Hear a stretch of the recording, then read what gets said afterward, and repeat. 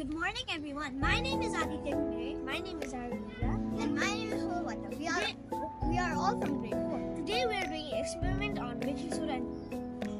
So the materials we need for this are baking soda, vinegar, and liquid. Let's begin. First, my friend will put the baking soda. Now, time to put the vinegar. Are you ready, everybody?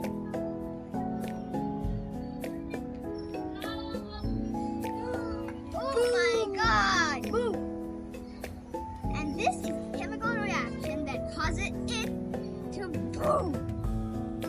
Ew, that smells very stinky. Do you know why this happened?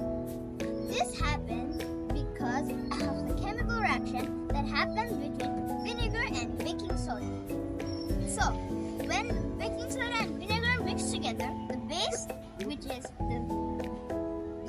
the baking soda, and the acid, which is the vinegar, mix together. It's like two negative people and two positive people. When the positive people meet, they repel. And when the negative people meet, they also repel. But when a positive and negative people meet, they both come together. And that's how it creates carbon dioxide. And because it breaks through all the vinegar and baking soda molecules, they turn into carbon dioxide. And some of them stay as this liquid over here.